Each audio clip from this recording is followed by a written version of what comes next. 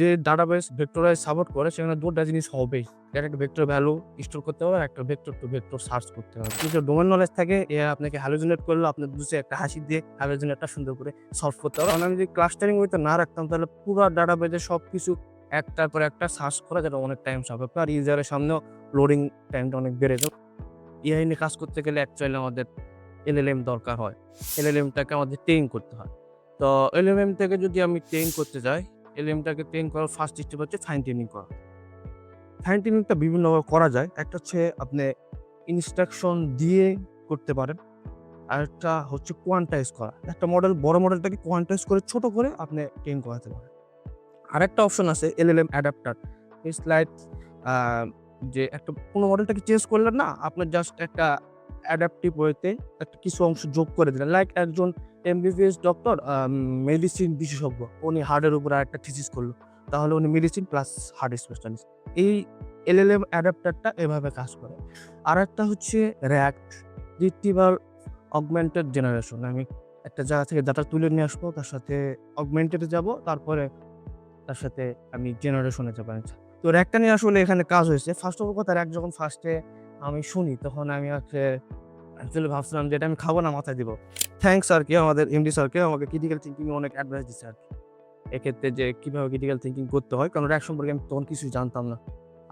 I think আমি AI নিয়ে কাজ করছি অনেক আগে খুব টুকটাক। এজন্য তেমন কোনো কিছুই আরকি মাথায় আইডিয়া ছিল না। তারপরে আরকি আমি চিন্তা করলাম যে না র‍্যাগটা সম্পর্কে আমার ডোমেইন নলেজ থাকা দরকার। কারণ আমার কাছে মনে হয় ডোমেইন নলেজ যদি আপনার থাকে তাহলে আপনি এআই দিয়ে যেকোনো কোনো কিছু একটা বানায় নিতে পারবেন। আর যদি আপনার কমিউনিকেশন এআই এর সাথে ভালো থাকে আরকি।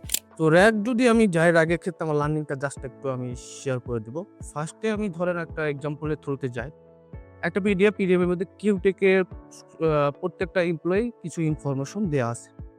তো ফার্স্ট স্টেপ হচ্ছে আমাদের প্রি প্রসেসিং। প্রি প্রসেসিং এ থাকবে ডেটা ক্লিন করতে হবে। কেন ক্লিন করতে হবে? কারণ একটা পিডিএফ এর ভিতরে আননেসেসারি অনেক ডেটা থাকে। হইতে পারে ডুপ্লিকেট ভ্যালু, হইতে পারে অনেকগুলো ব্ল্যাংক স্পেস। তো এগুলোকে আমাকে ক্লিন করে ফেলতে হবে। ডেটা ক্লিনিং কনসেপ্টটা 100% দরকার। এরপরে আমাদের করতে হবে চাঙ্কিং। এখন কোয়েশ্চেন আসতে পারে কেন চাঙ্কিং করব? একটা পিডিএফ কে পুরোটাই আমি দিয়ে দিব। ডেটাবেজ হোক বা যেখানেই হোক দিয়ে দিব। একটা পুরা পিডিএফকে যদি আমি দিয়ে দেই তাহলে এটা এলএলএম এর ক্ষেত্রে ইটস কোয়াইট ডিফিকাল্ট যে বুঝে তার উপরে অ্যান্সার দেয়। তো এখানে আপনাকে চাঙ্কিং করতে হবে। আর চাঙ্কিং এর মধ্যে আরো অনেক ধরনের অপশন আছে। যেমন রিকার্সিভ চাঙ্কিংটা আমার কাছে বেশি ভালো লাগে। এখানে আপনি চাইলে প্রত্যেকটা ওয়ার্ড ওয়াইজ নিতে পারেন বা প্রত্যেকটা সেন্টেন্স ওয়াইজ নিতে পারেন বা একটা প্যারাগ্রাফ ওয়াইজ নিতে পারেন। তো রিকার্সিভ চাঙ্কিং এ আপনারা যদি র‍্যাগ ইউজ করেন রিকার্সিভ চাঙ্কিংটা আপনারা মানে ব্যবহার করে দেখতে পারেন। এটা একটা ভালো টুলস। এরপর হচ্ছে এমবেডিং করতে হবে। এমবেডিং লাইক কোনো একটা সেন্টেন্স বা ওয়ার্ডের নিউমেরিক্যাল ভেক্টর। তো ভেক্টর যখন চলে আসে তো তার মানে আপনারা বুঝতে পারতেছেন যে নেক্সট ভেক্টর ডাটাবেস নিয়ে কথা হবে আর। তো নিউমেরিক্যাল ভেক্টর বলতে আমি বলতে পারছি যেমন বিড়ালের নিউমেরিক্যাল ফর্ম হইতে পারে লাইক 0.25 থেকে 27 এর ভেতরে। অ্যাকচুয়ালি অ্যাসেম্বলি ল্যাঙ্গুয়েজ বা কিবোর্ডে এক্সি কোডের যে একটা বিষয় এটাই হচ্ছে আর এমবেডিং করা। এমবেডিং এর মেইন কারণ হচ্ছে পুরো একটা ওয়ার্ডের একটা নিউমেরিক্যাল ভেক্টর। এখন এই নিউমেরিক্যাল ভেক্টর গুলোকে আমরা আমাদের পিডিএফ এর লেখাগুলোকে চাঙ্ক করলাম, চাঙ্ক করে এমবেডিং করলাম। একটা ভেক্টর ফর্ম করে একটা ভেক্টর ডাটাবেসে রাখবো। এখন পোস্টগেস্ট আমাদের ভেক্টর ডাটাবেস আর একটা এমএস এসকিউএল আপডেট যেটা সেটাতেও ভেক্টর ডাটাবেস সাপোর্ট করে। তো ভেক্টর ডাটাবেসে আমরা উইথ মেটাডাটা সহকারে রাখবো। মেটাডাটা বলতে আমরা যা বুঝি একটা টেবিলে কলাম নেম বিভিন্ন কিছু থাকতে পারে। সেই কলামের ভেতরে কিছু ভ্যালু আছে যেমন আমার আইডি, নেম এগুলো কলাম নেই ভেতরে আজম আমি একটা নাম এটা হচ্ছে একটা মেটাডাটা। তো মেটাডাটা আকারে উইথ ভেক্টর নিউমেরিক্যাল ফর্ম আকারে রাখতে হবে। এটা কেন রাখতে হবে আমি একটু পরে বলতেছি। এরপরে আমাদের যখন রাখলাম ভেক্টর ওয়াইজ ভাবে, এরপরে আমাদেরকে সার্চ করতে হবে। এখন ভেক্টর ডাটাবেস ২ টা জিনিস যে ডাটাবেস ভেক্টরাইজ সাপোর্ট করে সেখানে ২ টা জিনিস হবেই। একটা ভেক্টর ভ্যালু স্টোর করতে হবে আর একটা ভেক্টর টু ভেক্টর সার্চ করতে হবে। এই ২ টা জিনিস সাপোর্ট করবে। তো আমরা যখন ডেটাগুলো ডাটাবেসে রাখবো এখানে একটা ট্রিক আছে সেটা হচ্ছে একটা ক্লাস্টারিং ওয়েতে রাখবো। একটু মেশিন লার্নিং কনসেপ্ট আরকি। তো ক্লাস্টারিং ওয়েতে কেন রাখবো? কারণ ক্লাস্টারিং বলতে বোঝায় প্রত্যেকটা ক্লোজেস্ট ভ্যালু এক জায়গায় রাখা।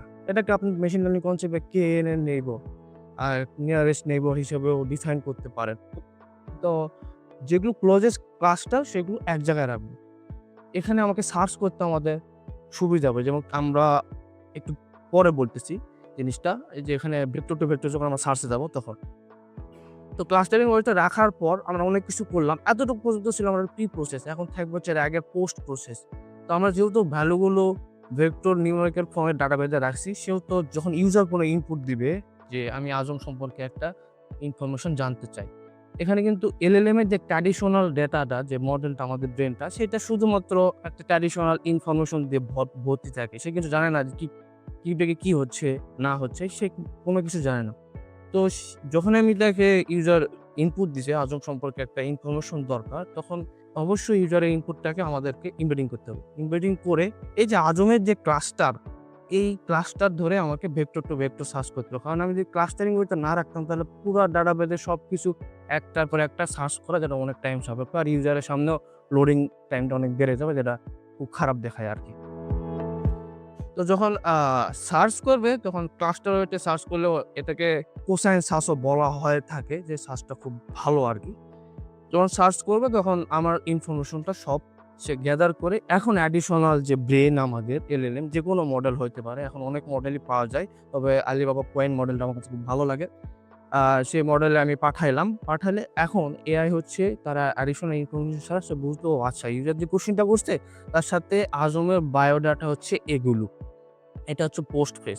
তো আমার বায়োডাটার উপর বেস করে সে একটা নাইস অ্যান্সার দেয়। আর এটা আমিও অনেক ভালো অ্যান্সার পাইছি এবং আমাদের প্রজেক্টেও মোটামুটি ভালো আউটপুট আসে এটা। কাইন্ড অফ এক কথায় বলতে গেলে ব্যয়বহুল একটা শিশু যখন জন্মগ্রহণ করে আপনারা বাবা-মারা শেখায় হচ্ছে বাবা বা মা বলো। তো এই বাবা-মা হচ্ছে তার হচ্ছে একটা ট্র্যাডিশনাল নলেজ। আর এরপরে যদি বাবা-মা আপনি ইংলিশ ভার্সন শিখাইতে চান তাহলে তাকে বলা হয় ড্যাড, মম। তার মানে সে অ্যাকচুয়ালি এই কথাটা শুনে আজকে না হোক কালকে নয় ২ দিন পরে হলে সে এই কথাটা বলে আরকি যে না বাবার একটা ফর্ম আছে ড্যাড, মায়ের একটা ফর্ম আছে মম। তো এটা হচ্ছে আরকি রাগের একটা রিয়েল লাইফ এক্সাম্পল। আমার চিন্তাধারা থাকে এটাই বুঝায় আরকি।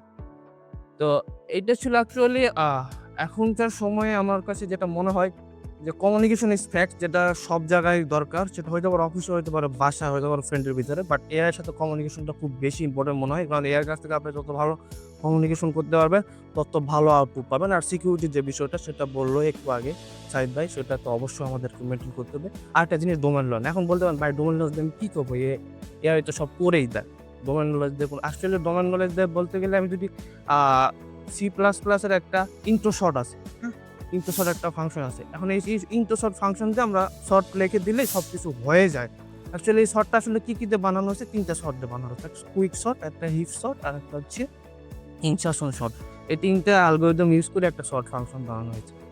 এই জিনিসটা কেন বানানো হয়েছে? কারণ কুইক শর্টের best case n log n, worst case n square. n স্কয়ারে যখন পড়ে যাবে কোনো একটা লুপ হোলের ভেতরে তখন সেটা সে হিপ শর্ট দিয়ে শর্ট করে ফেলবে। এইজন্য ইন্টু শর্টটা ইউজ করা হয়। এই জিনিসটা কেন লাগে? কারণ বাই এনি হাউ ইন্টু শর্টের চেয়ে আরো অ্যাডভান্স একটা শর্টিং অ্যালগরিদম বের হয়েছে। কিন্তু আপনি এটা জানেন না বা জানেও আপনি ইউজ করতে চান না। আমার তো শর্ট দিয়ে হয়ে যায়। বাট ওখানে আরো অনেক অ্যাডভান্স ফাংশনের ভিতরে অ্যাডভান্স শর্টিং অ্যালগরিদম ইউজ করা হয়েছে, যেটা সম্পর্কে যদি আপনার ডোমেইন নলেজ থাকে আপনার কোড করতেও মজা লাগবে। আর এআই যুগে ডোমেইন নলেজটা খুবই দরকার মনে হয়। কারণ মনে হয় না যে আমি রোবটিক, আসলে সবই করেই দিচ্ছি। তো আমার কোনো কিছু আর কি মজা পাচ্ছি না। তো আপনি যদি ডোমেইন নলেজ থাকে এআই আপনাকে হ্যালুসিনেট করলেও আপনি বুঝে একটা হাসি দিয়ে হ্যালুসিনেটটা সুন্দর করে সলভ করতে পারেন বা এটা নিজেও করতে পারেন বা এআই কে দিয়েও করে নিতে পারেন। বাট আপনি হ্যালুসিনেট হইলেও আপনার কাছে মজা লাগবে। রোবোটিক্স জীবন থেকে বেরিয়ে আসো আরকি। তো এটাই ছিল আরকি আমার পক্ষ থেকে। Thank you sir.